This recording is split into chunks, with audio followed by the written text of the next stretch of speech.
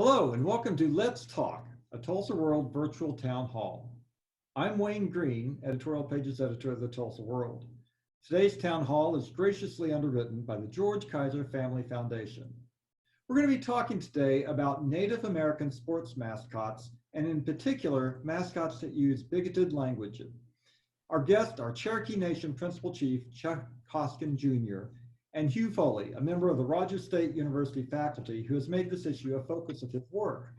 Welcome to both of you. Good to be with you. Thank you. Good to be here. Now, normally our town halls are based on questions sent in by our readers, but scheduling today didn't make that possible. But we're going to try to get through as many good questions as we can in the time we have available. This week, the Washington NFL franchise announced that it was going to reconsider its team name, which I'm not going to be using here today. Subsequently, the Board of Education for Union Public Schools, which has the same mascot, said that it will be taking up the issue on Monday. Also, the Cleveland Major League Baseball team said this week that it is reconsidering its name.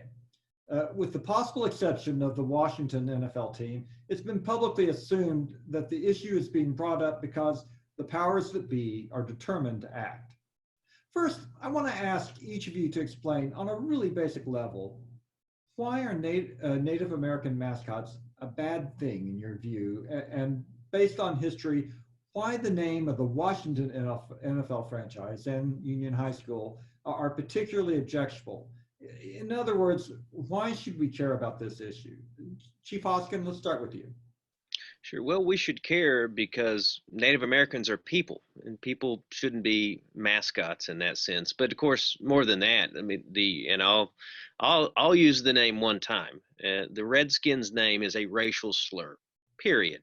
There's no comma after that. There's no caveat that, oh well, it's been around a long time. It's a racial slur. And I think in 2020 in this country, we ought to be comfortable with the idea that racial slurs should not be part of team logos and mascots because Native Americans are people, and it matters whether something's a racial slur. And we can celebrate sports, we can celebrate all sorts of things in our communities without using those sorts of things. Dr. Foley, I put the same question to you, but also I want to ask you to introduce yourself a bit. I think all Oklahomans are familiar with the chief, but perhaps not quite so familiar with you. So why is this an issue now, and who are you? Well, thank you for that opportunity to say something. First, I'd just say it's an honor to be here with Principal Chief Hoskin on this interview. There's so many things going on in the world right now, so I'm glad he was able to have a little time to talk with us about this. And secondly, my work really is built on the foundation of a lot of other people that I hope I get a little chance to mention later on. But about over 20 years ago, as a faculty member at Rogers State University and member of a family, I'm non-native myself. My son is enrolled in Muskogee Creek. I have other direct family relations that are Choctaw and Chickasaw. So we were at a big family gathering, and this discussion came up over 20 years ago. And I was surprised at the disagreement within and among Native people themselves regarding the subject. So being an academic and being interested in Oklahoma and being a professor at Rogers State, I started to look into it, and I thought it would be a great multi-sided argument for my students when I was then teaching composition, and then also to look at it from the Native history point of view. So not to go on too long about myself, but I've been at RSU since 1996. I've been teaching Native history since that time. I teach on RSU TV, and so as a result of that, you know, I've kind of been able to get out there a little bit, and people have seen some of the work that I've done. And early on, I started going out and videotaping the representation of Native people at high school football games. And I bring it back and put it on RSU TV, and then not only would my students see it, but the public at large would see it. And that's when I really first started an engagement with some of the area high schools that were using those mascots. And so that has just kind of kept on going and kept on going. And I really prefer my positive work with Cherokee Nation, for example. We just did this great Cherokee Nation language or Cherokee language class for freshmen at RSU. We work with Cherokee Nation on that, and my other work on Muskogee Creek hymns and Kiowa language and songs, and that goes on and on. But what has come up over and over again is this mascot issue. And back when I made my first documentary in the late 90s, there really wasn't a lot of Oklahoma material on it. There was a man named Jay Rosenstein who made a documentary called In Whose Honor with Charlene Teeters about the Chief of Lenawik from the University of Illinois. And so that was really a national one. And the Washington pro football team situation had been around for a while. But as far as Oklahoma goes, nobody really looked at it. So I went around and videotaped all these different high schools and the way in which they depicted Native people. And repeatedly, it was negative, negative, negative, negative, negative, negative. And often, sometimes it was hostile that I was even there. I had things thrown at me and all of that at Tulsa Union. And so it's been a long and interesting journey. However, I would say a few years ago, I kind of backed off. And the reason why is because everybody else took off on it. Native scholars, Dr. Stephanie Freiberg, Dr. Cornell Pee Wee Wardy, Suzanne Schoen-Harjo in DC with the trademark case against the Washington pro football team. So I've just been involved with it for a long time as a family member and as a scholar and as a teacher and a documentarian and a person who's very interested in the goodness of Oklahoma and what's happening within Indian country in Oklahoma. That's a lot of talking from me. So let me tell you real quickly, even that's not quick because I'm a scholar. So when you get down to the thesis part, I've worked on this for years. Just like Principal Chief says, Native people should not be stereotyped by these mascots, and that's a primary thing. We know stereotyping reduces a person's individual humanity, and Dr. Stephanie Freiberg has done a lot of work on that. We can talk later.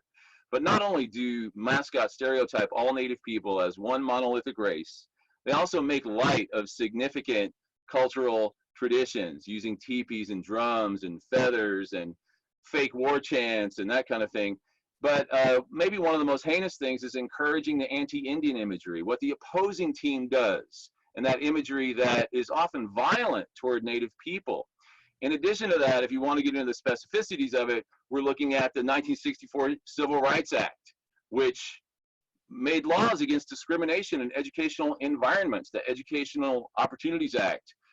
Title II, no state shall deny equal educational opportunities to any individual on account of their race, color, sex, or national origin. Then keep going, Title IX, that was normally gets used for women's sports, but now is more and more used for bullying, which says you can't, in any aspect of education, provide any kind of negative or oppressive environment to someone because of their race. So, you know, there are all these aesthetic reasons, academic reasons, then psychological reasons, and then just doing what's right. But then again, there may be some legal reasons why you shouldn't do it either. If your school receives federal funds, you're violating these federal laws that are put in place to protect students of color in your public schools. I better stop there so I don't monopolize. Right. I'm a teacher, so I'm ready to go. Right? Giving us a lot to drill into. I appreciate that. Chief Hoskin, I want to apologize for personalizing this with my first question to you, but you know, I'm going to ask. You grew up in Oklahoma, where the Native population is very large, and it's built into our history. But have you ever been the victim of anti-Native bigotry, and is it anything you can tie to sport mascot names? You know, I'm pretty blessed from where I grew up, the town of Veneta. I didn't feel anything growing up that I would characterize as bigotry that I felt pain from, or racism that I felt pain from in the moment. I will say this, looking back, and I'll get to mascots in a moment. You know, Veneta was a school like many schools that celebrated the land run. I can remember being probably a first grader at Hall Hossel School and being very excited about the land run. So I'm a Cherokee citizen, but my first real experience with the land run was this celebratory act that me and my classmates engaged in. And so those things don't feel painful in the moment, but I think in retrospect, I wonder what it did to me and other young natives all over the state when it came to their understanding of their place in the world, of their ancestors, and of that part of history. So taking it to the mascot issue, you know, I also grew up a football fan, still a football fan, and when you see Redskins as just a normal part of the sports landscape, or when you see the Cleveland Indians and Chief Wahoo as just something normal and celebrated as part of sports, I think that has to do something, particularly to young people. Uh, and Mr. Foley probably has done research or is more familiar with the research than I am, but it surely does something to young people, probably myself included, about whether being native is respected or whether it's more of something to be caricatured, mocked at times. And then, of course, in the case of the opposing team, being sort of the being exposed to chants like scalp them and send them on another trail of tears. I mean, those things, I think, for young people to hear, it has to minimize for you what you think of yourself as a Native American, if that's what you see around you, even if there's not particular pain in the moment. That's why I think as a country we'll be better off if we move away from this kind of imagery for the young generation that's coming up. So, gentlemen, whenever this issue is raised, I hear from people who say that they are Native Americans and that they consider these sport team names a good thing, that they honor the fierceness of their ancestors, that they put them in the spotlight. How do you respond to that kind of thinking? Let's start with you, Chief Austin. Well, I disagree with it plainly, but I have heard that. It may be that some people, adore what they see as traditions, and the traditions of having a football team called the Redskins, whether it's the Union Redskins or the Washington Redskins, is something they grew up with, their fathers and mothers grew up with, grandfathers. Seeing those things at threat of being taken away perhaps causes people to romanticize what it means to have that name out there. Maybe there's some natives that genuinely think this honors our customs and traditions, but it just isn't so if you look at all of the different mascots and imagery. I mean, when I see people trying to depict Cherokees and having them run through a teepee before a football game, well, I don't feel honored for a number of reasons, not the least of which is that it's not the tradition and culture of my people to live in teepees, and other tribes did, and they should be proud of that. I think it's sort of a after the fact justification for something that people don't want to give up. And I think it's quite natural to not want to give up what somebody has celebrated in their life and in their mothers and fathers and grandfathers, and often high school sports and professional sports. That's part of that family tradition. But people, I think, need to stop and understand that it doesn't honor Native Americans when you caricature us in such a way. There's lots of ways that schools and sports teams could do it. I mean, when I think of the energy that some people have put into opposing my opposition and others' oppositions to the Redskins in the name of honoring our traditions, what I think is I wish they would put that much energy into learning their own traditions. I wish they would put that much time and energy into doing something that genuinely elevates the understanding of people in this country about Native American cultures and traditions. I mean, if you could imagine the amount of resources that the Washington NFL team has spent promoting that imagery and defending that imagery, that's a lot of resources that might have went to a genuine education of people in this country on what it means to be Native American. So I just don't buy this idea that mascots help us understand our culture or honor our culture. Professor Foley, I'm going to give you a chance to answer the question, but would you also Keep it give short. a synopsis of what the research shows on the impact of these kind of names on Native American children? Okay, well, let me go 2 or 3 different directions with that. Number one, what I heard early on in this, especially from elderly Native people, was that the mascots were at least some acknowledgement in mainstream popular culture of American Indian people, of the indigenous people of North America, because typically it's not really there. And so it was something, and the phrase I often heard was, well, if they take that way away, they're just going to erase us altogether. At least there's something out there, even if it's a negative. So that's an older generation, okay? But the research, Dr. Stephanie Freiberg, basically exactly what Principal Chief Hoskin just said, which is the closer one is to their cultural lifeways, the more they don't like the mascot. The further away a person is from their cultural lifeways, they like the mascot because it's something that they can grab onto. They may say, I'm a citizen of nation X, and it doesn't bother me. As a matter of fact, it's something I can grab a hold of. So you got both those things going on: the relative invisibility of Native people in American popular culture, and then the way in which people have become disconnected from their tribal lifeways as a result of the way history unfolded systemically. When we get into systemic racism or institutionalized racism, indigenous people of North America are like right at the forefront of that, with the boarding school movement and the detribalization process and all of that. So having said that, jump to further research by Dr. Freiberg, who says some really interesting things.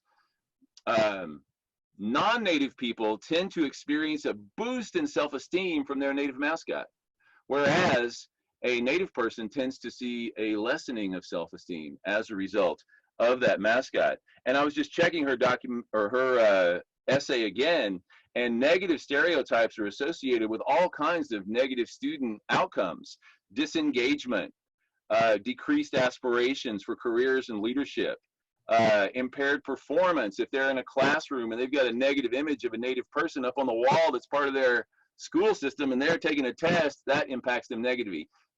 Interpersonal relationships, since everyone who even gets into this has to understand what the noble savage is. This concept of the native person as this representation of purity and nature and warrior status, but still a simple-minded, religionless person as depicted by the Europeans when they first got here. It's those images that are frozen in time that are still used as mascots today, this noble savage image. As a result of that, we see interpersonal issues between school children. So if the school says a native person is a savage, here's your native kids sitting over here on this side, then the non-native kids don't mingle as much if that image is up in front of them. Take the image away and they're more likely to be interpersonal.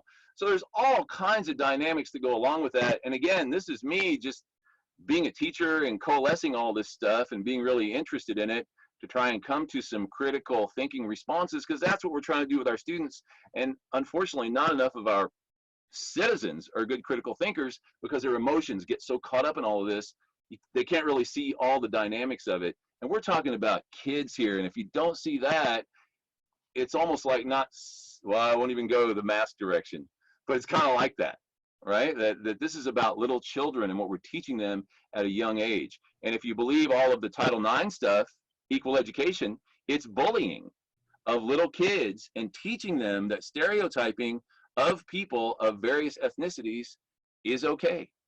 Yeah. So I'd encourage anybody to go look at the research. It's all right there. Dr. Stephanie Freiberg is really the leader in this particular realm of study. In preparing for our conversation today, I found a 2005 statement from the American Psychological Association that argued, in part, that one of the biggest problems here, especially with the Washington NFL team's mascot, is the effect that it has on white children who have little or no contact with native culture. In effect, the APA says that we're normalizing the use of that Right. sort of language and behavior. So, Chief Hoskin, is that something that you see happening? Yeah, I think that's the concern I have, and that's sort of in retrospect what I think about as me as a kid growing up and seeing these mascots that just seem part of the regular sports and popular culture landscape. It was just the way Native Americans were depicted. That has to again have some diminishing effect on young people in terms of their self-identity. Do I feel prideful to be a Native when one of the biggest parts of Native imagery in the country is Chief Wahoo? Probably not as much as if there were genuine depictions, authentic depictions that kids could relate to. So I think that there is something to that. But I think we're at a point in this country where we can do something about that, and I think it's been going on for a while. But I'm certainly encouraged by progress as of late, and I think it's sparking a lot of good conversations in a lot of places.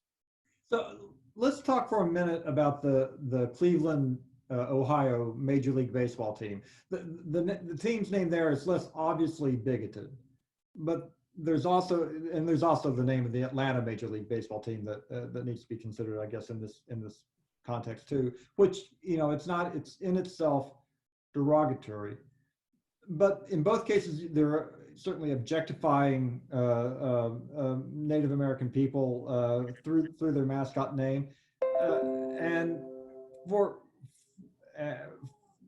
whatever effect that has. Do you object to those names in the same way as you do to the Washington name? Chief, we'll start with you. Well, I think that any depiction of Native Americans as a sports mascot is problematic, and or depictions or use of names in team names is problematic. But I also think there's a spectrum of wrongness, and I think that it's starting with the Washington Redskins is an easy place to start. You should scrub that from the landscape. I think that for me, I would rather see no Indian imagery in mascots. But I also think that this is a discussion that has to take place on a team by team level, at the local level, because we have a lot of high schools and out there, a lot of public schools that use these kind of images and mascots. So I think I have a bigger problem with the Redskins, but in a perfect world, and I hope we get there, we won't have Native imagery in mascots. Rather, schools and organizations and corporations will put whatever resources they want to put into an authentic discussion and depiction of Native culture, Native peoples. Dr. Foley, what do you add on that thought? Well, I would just follow up with what the principal chief has said, which is any depiction is problematic. What the NCAA said was that a university or school would have to partner with a namesake tribe in order to use a name, for example, the Seminoles or the Chippewas or the Utes. And in those particular cases, namesake tribes did approve it. On the other hand, the Sioux did not approve as an aggregate of the use of that name. So you have that kind of parsing and adjudication that goes on. And then in the pro ranks, of course, the Washington pro football team, I say we, but Suzanne Schoen-Harjo and her allies almost had them. Almost, through the trademark case. And what tossed that out was a punk rock band from the Pacific Northwest of Asian American heritage that called themselves a word that starts with S, that refers to the shape of Asian people's eyes. And they argued that they should be able to use that name even though it's a pejorative. And the Supreme Court said, yes, through freedom of speech, you should. And or not the Supreme Court, the trademark office there said you should. And so as a result of that, it kicked the Redskins out on a freedom of speech issue by an Asian American punk rock band. So that was kind of mind blowing when all that happened. Okay, so we're back to this change of climate in the United States where race is really being looked at closely, and whether it's marketed products like the ones that we've seen, the Land of Lakes lady, and all of the logos that are of African American background, along with the Confederate monuments, and Principal Chief Hoskin knows all about that because of what happened here in Tahlequah. And then what we're seeing with regard to Columbus statues and maybe Jefferson statues and the others. So there's a real discussion on racial topics and imagery that's going on right now. And so the Washington team is right at the forefront of that because they're the most obvious one. It's an ethnic slur to start with, and it uses the noble savage. So, and it's in Washington, D.C. So, you can go that way. Now, on the Cleveland team, you're still using a word that has been used for a group of people. It's not the same as the Green Bay Meat Packers, right? It's like a different thing. The Braves, there are a lot of people that can be brave, but they have to use the native imagery. One of the team pitchers last year was upset about the tomahawk chop. They used to pass out the big foam tomahawks, and And everybody would do that. And even back in the 80s, when I was in the Army, we'd go to Atlanta games, and they had a teepee out in center field with a person dressed up as a caricature of a Native person. When an Atlanta Brave would hit a home run, he would come out and do a dance around this teepee, and his name was Chief Nakahoma. That is like all real history. And they got rid of that. And slowly these things have been kind of going away. But you still have to look at it on a case-by-case basis. The Chicago Blackhawks, that's named after a Sauk or Sac and Fox chief, and the Sac and Fox Nation of Oklahoma has a liaison between themselves and the Chicago Blackhawks to try and do at least some good things there, because the Sac and Fox have a historic association with the Chicago area. I believe Chicago is a Sauk word. It means like the smelly place because of all the onions that were there. So anyway, you really go off into deep historical things if you really know a lot. But if you're caught on the knee-jerk political correctness reaction on this, you might as well just go ahead and sit on the sidelines, because you're not helping at all. And if you want to get into the real historical stuff of it, where these mascots come from, the noble savage image, all of the history of the way in which Native people were depicted by Europeans, and then in popular fiction of the 19th century, and then Hollywood in the early 20th century, and then television from the 40s, 50s, and 60s up, then you're starting to deal with a popular culture image that has been forwarded since the Europeans first arrived, and that we only now, 500 years later, are starting to resolve in a climate of social change in the country. So we're running a little short on time, so I'm going to give the last question just to you, Chief. We've been talking primarily about the Washington NFL team here and some other places, but this is an issue that comes home very much so to people who live in the state of Oklahoma. And it's not just Union High School's football team. It wasn't that many years ago that the University of Oklahoma had a mascot running around the sidelines named Little Red, who wore a war bonnet, and the teams. You made reference to the land run.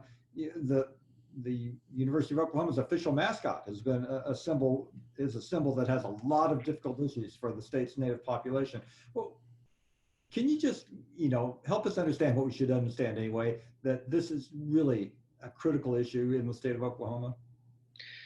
It is. I think when we're talking about the impact of mascots and imagery and slogans, I hope what all Oklahomans think about is not the past necessarily of their favorite football team or the high school they grew up with. I hope they think about the future, where kids in the state are going to grow up, whether they're Native or not, but I think particularly the Native kids, and what kind of a state do we want to be, and what kind of honor and respect do we want to give the Native peoples of this state, the descendants of those who were here before there was a state of Oklahoma.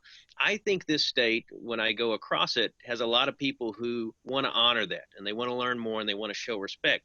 So I think the people who feel that way in this state should think of this mascot issue in terms of what do we want the state to look like in the future. And I think we can improve it if we understand that this issue is important, and understand that when we have this kind of imagery, whether it's the Redskins name or the use of tribal cultures to be mascots, that it does injury to Native kids. I just hope Oklahomans understand that. I hope school board members understand that. And I hope they'll think about some of the research that's been discussed today that I'm not immersed in, but I have a sense of that this does have an effect on young people. I think if we do that, we'll make some changes in the state. We'll be a better state for it. May I add just a minute here, Wayne, if I may? Again, I'll say it's an honor to be on here with Principal Chief Hoskin. On top of that, Union High School, they started in 1919. Native Americans were not even citizens until 1924. So keep that in mind. OSU's yearbook used to be called the Redskins, and they dropped it. Tulsa Union, as part of their mission statement, says they are preparing students for a changing global society. And this is a perfect example to have their students participate in this changing global society and how things are changing from a perspective. And I'll add one legal thing. A lot of people don't know this, but Oklahoma tort law 766 is about the general rights of persons. And there's a part in there that Oklahoma citizens have the right to not be offended. Now, of course, that's wide open for legal interpretation, but we even have that built into our state tort laws. But, that's not necessarily to be challenged. The final thing I'll say when I talk about this in public is I talk about compromises. Can you at least not have anti-Indian imagery? Can you at least not use these negative names? Can you at least not use a noble savage? Can you at least not have your band do the tomahawk chop? So if people are so rigid in where they are in all of this, maybe they can at least make some concessions that'll make it better for the children, as the principal chief said. Sure. Well, I want to thank our guests today, Cherokee Nation Principal Chief Chuck Hoskin Jr. and Dr. Hugh Foley of Rogers State University. Thank you too to our viewers and our sponsor, the George Kaiser Family Foundation. Please join us again for our next Tulsa World Let's Talk virtual town hall on Tuesday, featuring a discussion of the eviction crisis facing Oklahoma after the COVID-19 shutdown. I'm Wayne Green, editorial pages editor of the Tulsa World. Goodbye for now.